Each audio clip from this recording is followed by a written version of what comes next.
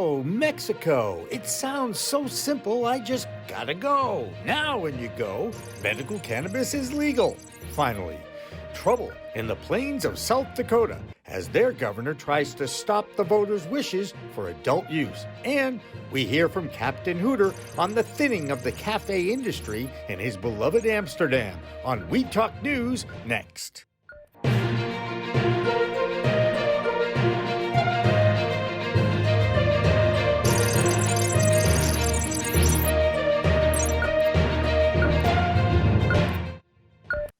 Hi, everyone. Welcome to another edition of We Talk News. I'm Jimmy Young from Pro Cannabis Media. And I'm your main man, Rye Russell from Budz Radio. Every week, Rye and I get together and share news items and opinions from the emerging cannabis industry. And Rye, you've got the lead story this week. Do you understand any Spanish? Well, I know that Mexico welcomes a legal medical program, but as far as my Spanish goes, Jimmy, yo no hablo mucho español. That means you don't understand too much Spanish? 6 years of Spanish, Jimmy. My advisor was very disappointed in me. Well, it almost took 6 years for the country to come around, and it did take a very long time. In fact, more than 3 years just to get to this point. Amendments were made years ago to the General Health Law and Federal Criminal Code, and then it took another 180 days from there to implement changes. Guess what? They even missed that deadline. Next deadline, that was set up by their own Supreme Court on September 9th, and they needed another 70 days to get it done. But now it's official. The Mexican government will control and supervise the production of raw materials, molecular and pharmacological derivatives for scientific and industrial medical cannabis purposes. This opens the borders for exports of Mexican cannabis to European, South American, and yes, USA markets. Big time blow to the illegal market in Mexico, right? It absolutely can be, Jimmy. And speaking of these numbers, let's start off our week with a report from the ArcView Group and BDS Analytics, where they expect that the global cannabis market could reach up to and surpass $42 billion by the year 2024. As we know, the coronavirus has not slowed down this industry. Rather, companies are getting staffed up and rapidly trying to meet consumer demand. Speaking of which, consumers are begging for more edibles. And as companies decide where to spend their innovation dollars this year, we need to review last year's top-selling products. And it seems to me, Jimmy, that manufacturers should be spending that time developing maybe some more discreet ways to consume cannabis. For more, let's go to Debra Borchardt with the Green Market Report. Thanks, guys. According to data from Akerna, this Christmas holiday generated $427 million in cannabis sales. Now, typically the Friday before Christmas is the biggest sales day of the holidays, but this year Christmas was on a Friday. So it was the Wednesday before Christmas that got the most significant bump, with sales jumping 76%. This week, Cresco Labs said it was buying Florida-based Bluma Wellness in an all-stock deal valued at $213 million. Bluma operates the One Plant Florida chain and has 7 strategically located dispensaries with 8 more locations planned to open. Earnings are starting to roll in. Afria reported that its second quarter net revenue increased 33% to $160.5 million. Still, the company delivered a net loss of $120 million. Grow Generation released preliminary full year 2020 revenue of $192 million. That was an increase of 140%. The company also said its fourth quarter revenue rose 142% to $61.5 million. Now that's versus just $25 million for the fourth quarter of 2019. And that's it for this week. I'm Debra Borchardt from the Green Market Report for We Talk News. Now let's talk about what's going on in South Dakota. If you've been following that state's cannabis reform initiative, you know that voters passed adult use and a medical program at the ballot box in November. Now their governor, Kristi Noem, is backing litigation that aims to overthrow the approval of the change to the state constitution about adult use of cannabis. She is not challenging the medical question that also passed at the ballot box. The medical question passed at 70% margin, the adult use at 54% margin. Needless to say, the state's normal coordinator, Carly Wolf, is pretty upset. She said, quote, "These are cynical attempts to undermine the democratic process, asking judges to set aside the votes of over 1 million South Dakotans in a desperate attempt to override undisputed election outcomes." Unquote. Yeah, I wonder where I've heard that before. Never in my life has the democratic process been questioned as much as we've seen over the past few months. And yes, cannabis is right in the middle of it. Right? South Dakota is not on either coast, but there is a debate on which coast will dominate the cannabis market, east or west. Well, in a new piece by our friend Rosie Matteo for the Rolling Stone, she writes about how 2020 was an incredible year for the cannabis industry, and that we can expect the industry to start to mature much more rapidly now that federal legalization is expected. She talks about the importance of understanding the differences between what consumers expect in terms of branding and a feeling of connection from coast versus one coast. And brands need to penetrate this domino effect of legalization here on the East Coast. They may need to do a little bit more research to match the consumer that we have here that are demanding a little bit more transparency and maybe some more modern ways of communication. So Rosie makes some amazing points here when discussing the changing of consumer demographics and the need for businesses to stay clever. But it is interesting to watch as West Coast brands move east and as East Coast companies start to adopt more culture in terms of the cannabis industry. So once again, Rye, the question remains, when will the federal government act on cannabis reform with a new administration set to take over next week? Michael Correia is the Director of Government Relations for the NCIA in Washington, D.C. We talked with him about this last week on the Green Rush Show that, of course, we live stream on Fridays on our social media outlets from 4 to 6. He explains that with this new Congress under Democrat control, there is an opportunity for a number of reforms to be instituted before the home run of full legalization. It could be something like research or hemp or decriminalization as you work your way up to medical marijuana to full adult use. So on that scale, there's like low-hanging fruit, and then the end goal of complete federal legalization, being the end goal, and what can we do to get up to that point? And so, yes, there's the easy stuff, which is let's just stop arresting people for this. Stop arresting people in this war on drugs, so no one's lives are ruined because they're consuming a plant that's natural that 30 plus states have said, hey, we're okay with this. There shouldn't be these differences. So just stopping arresting these people and then worrying about what's the next step? What do we do next? What do we do to achieve some of these goals? So one call from the executive branch to the Department of Justice could change the scheduling class of cannabis. And that would be a huge first step for this administration, right, Rye? It would.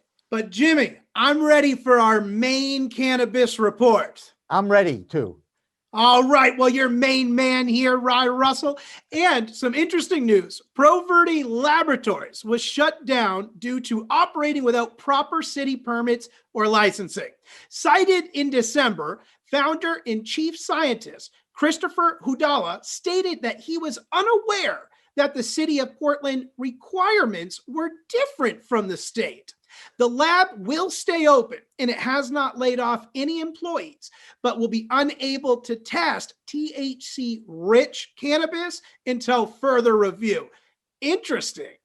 Interesting that I didn't realize that the Maine Medical Cannabis Program didn't already test for THC, CBD, contaminants, and pesticides. I'm kind of shocked. I mean, isn't that the whole point of legalization, so that you know when you go to a medical dispensary, you know it's been tested? But I think this has been grandfathered from the caretaker program. I think it does stem from the caregivers, Jimmy, and that is a great point that the chief scientist Hudala made, stating that this is a necessary part of the equation. We want our cannabis tested. And luckily, hopefully, Representative Patricia Hymanson introduced a bill that will hopefully pass that should clarify some of this, and it will bring a little bit more consistency between the adult use and the medical cannabis market here in Maine. And now let's head to Phil Adams from Vote Pro Podcast with our DC report. Phil? Hi, Phil Adams here from Vote Pro Podcast, and this is the We Talk News DC report. The U.S. Census Bureau has announced it's planning to begin collecting marijuana tax revenue data from states where cannabis is legal. The Bureau currently collects state tax data as part of their quarterly economic reports published in the Federal Register. These reports measure economic activity across the country and highlight the extent to which different streams of revenue fill state and local coffers. The new plan will add tax data from cannabis sales and sports betting, which the Bureau said will, quote, modernize the survey's content to maintain the relevancy and sustainability of these data. The U.S. Department of Agriculture has announced it will begin making more grant money available to support the breeding, testing, and development of, quote, superior performing hemp varieties. Under the agency's Supplemental and Alternative Crops Grant Program, the USDA began funding improved efficacy in hemp cultivation in 2019 following passage of the 2018 Farm Bill. In this recent announcement, the USDA outlined plans to increase funding for this year's program from $50,000 to $125,000 per year for up to 4 years. Virginia Governor Ralph Northam has unveiled legislation to legalize adult use of cannabis in the Commonwealth. This comes less than 8 months after Northam signed a bill that decriminalized cannabis possession in Virginia. It also follows a similar bill introduced last week by State Delegate Steve Heretic to the Virginia General Assembly. The Northam bill would allow adults 21 and older to purchase and possess up to 1 ounce of cannabis and to cultivate up to 4 cannabis plants, including 2 mature plants, for personal use. The proposal would also impose a new 21% tax on cannabis sales on top of the state's existing 6% sales tax. Possession of quantities between 1 ounce and 5 pounds of cannabis would incur a civil penalty punishable by a $25 fine. That's the Weed Talk News DC report for this week. I'm Phil Adams from Vote Pro Podcast. In the state of New Hampshire, their Supreme Court said that consuming hallucinogenic mushrooms as part of a religious ceremony does not automatically disturb the public peace. And even though eating them is illegal, and therefore the act might be protected by the New Hampshire Constitution, the unanimous ruling on this means that it has to go back to the original court that ruled on this. And so we will see what they conclude, but the Supreme Court said it doesn't necessarily pass the balancing test between religious liberty and government interest. And so they're going to kick it back down, and we'll see what the outcome is. Live free or die, baby. That's New Hampshire, right?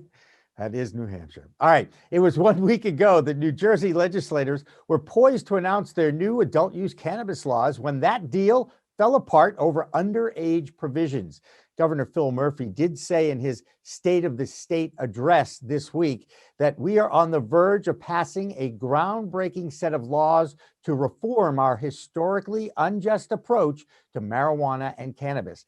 Our cannabis industry will promote the growth of new small businesses, many of which will be owned by women, minorities, and veterans. Well, now it's time to head north of the border to Canada for the Canadian Cannabis Report with Solomon Israel from MJBiz Daily's International Bureau. Solomon? I'm Solomon Israel from Marijuana Business Daily International, and this is the Weed Talk News Canadian Cannabis Report. Canadian grower Organigram reported falling revenue for its first quarter. The company earned a net revenue of 19.3 million Canadian dollars, down about 5% from the previous quarter. CEO Greg Angle cited inconsistent inventory that led to missed sales opportunities, as well as falling international sales. Aphria also reported quarterly earnings this week. The company grew its net revenue by 10% over the previous quarter to 160.5 million Canadian dollars. Aphria is due to merge with competitor Tilray this year. And Aphria CEO Irwin Simon was the top paid cannabis CEO in Canada in 2019, according to a new analysis. His total compensation for the year was 18.4 million Canadian dollars. Another of other cannabis industry executives also made the list of Canada's 100 best paid CEOs for 2019. You can read all those stories and more at MJBizDaily.com. I'm Solomon Israel for Marijuana Business Daily. From Au Canada to Au Francois, the country of France is running an online questionnaire over the next month to better understand their public's opinion about cannabis. Right now, it is illegal to consume, possess, and sell cannabis for adult use recreationally in France. However, 1/4 of all adults consume weed in France, and 5 million use it at least once a month. So, Ryan, when I ask you what European country is the most friendly towards cannabis, what would you guess? I would say it has to be the Netherlands, in that capital city of Amsterdam. And you are correct for $0.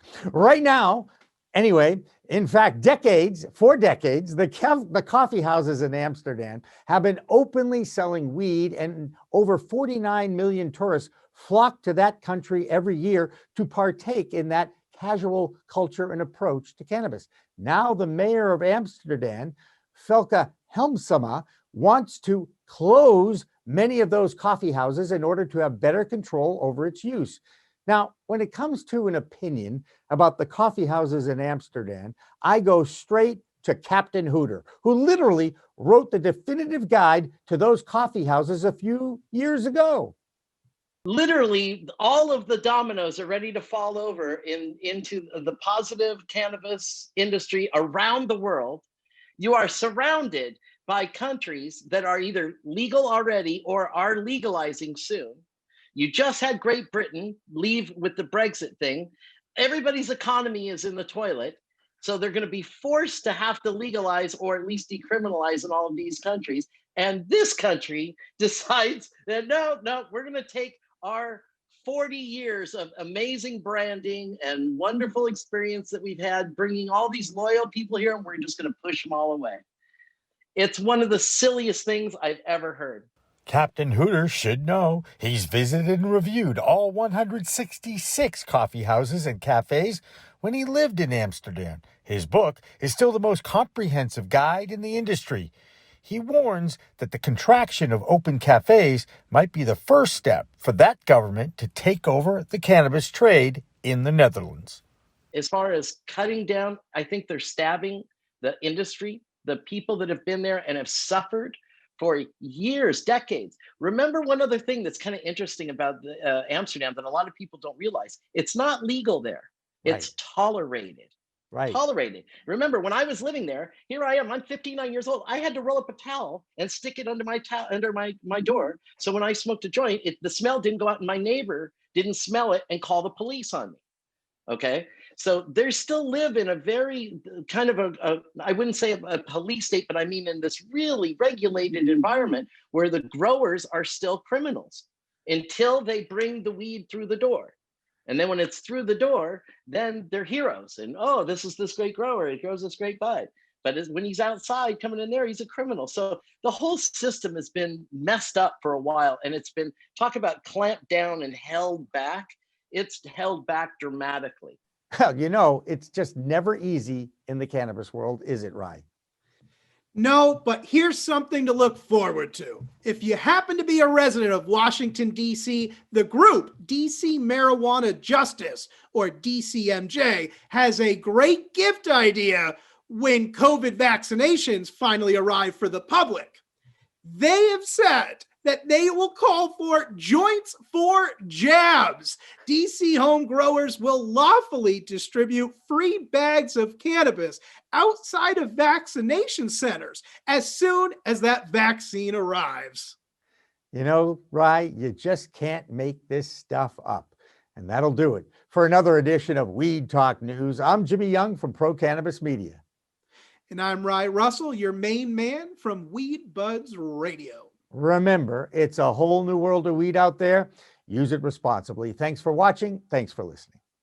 We Talk Now, We Talk News, and In the Weeds are all available on most major podcast distributors like iTunes, Spotify, Google Play, and our friends at clnsmedia.com and our flagship, cannabis.net. So subscribe, share, and like our videos on all the social media networks out there, including LinkedIn, Twitter, Instagram, Facebook, the WeedTube, and YouTube.